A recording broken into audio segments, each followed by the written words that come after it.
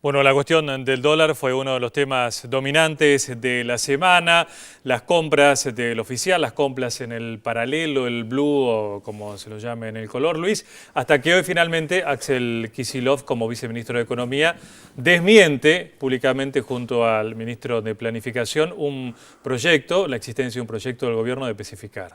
Bueno, vos sabés que para un sector importante de la clase media, el dólar es una especie de religión. Y meterse con el dólar es un tema tan sensible como si alguien se metiera con el hijo de una madre.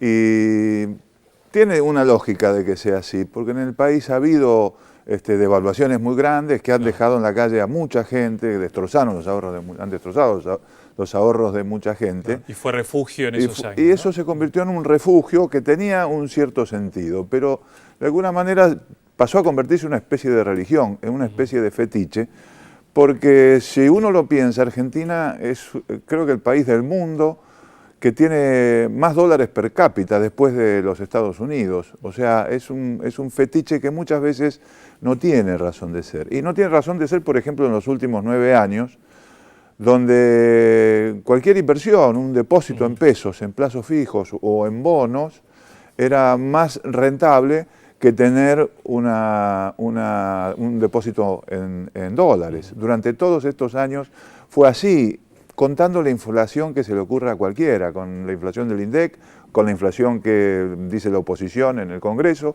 con cualquier inflación ha sido durante estos 9 años más rentable la inversión en pesos, en plazo fijo, que incluso para comprar una propiedad. Cuando la propiedad aumenta, aumenta en dólares, o sea, aumenta en pesos y en dólares. Si uno tiene dólares, también queda mal parado frente a ese corrimiento de la propiedad. En ese caso, la única defensa que uno tiene es tener otra propiedad, porque aumenta al mismo tiempo, pero no el dólar. Es decir, el dólar en los últimos 9 años ha sido un refugio donde se ha perdido plata. No mucho, porque tampoco las diferencias son muy grandes. Hay una política de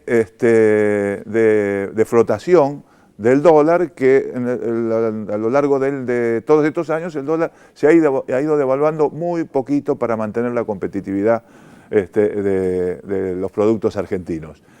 ¿Qué pasó para que se produjera esto donde todo el mundo está hablando ahora del dólar otra vez? Cuando todo el mundo, porque la verdad que esa situación no ha cambiado. Se puede hablar de inflación o de lo que sea, bueno, se ha demostrado que en todos estos años con esa inflación o la del INDEC o la otra, el dólar no era una buena inversión. Ahora sucede lo mismo. ¿Qué es lo que cambió? ¿Las restricciones no lo hacen más deseado o no? Yo lo que creo es que hay... El dólar se ha convertido, cuando decimos que el dólar se convirtió en una religión para un sector de la clase media, quiere decir que intervienen cosas subjetivas también, ¿no? Intervienen cosas personales, intervienen esos miedos legítimos por otras épocas que han habido en este país. Y entonces interviene mucho la política, por un lado, y la especulación por el otro. La especulación, porque como dijo el ministro, hay quien le conviene decir que va a haber devaluación o pesificación o que el dólar se va a hacer muy difícil de conseguir para que aumente el dólar y ganar unos pesos en el cambio. La política, porque de esa manera esmerila al gobierno, para que de esa manera está buscando desgastar al gobierno. Realmente después de los controles que se hubo con respecto al cambio, cuando se abrieron esos, o se aflojaron esos controles para los que tenían que viajar, la lectura que se hizo en los grandes medios, en los medios opositores, fue lo contrario, que a partir de ahí empezaba a haber restricciones para viajar, cuando lo que se estaba generando era apertura para que el que quisiera viajar pudiera comprar dólares. Digamos, todo eso tiene que ver con una campaña, pero tiene su base en un hecho que fue el que mencionaste anteriormente vos, que han sido estas restricciones que se han puesto, este control, este endurecimiento del control de cambios, que yo creo que no ha sido bien explicado.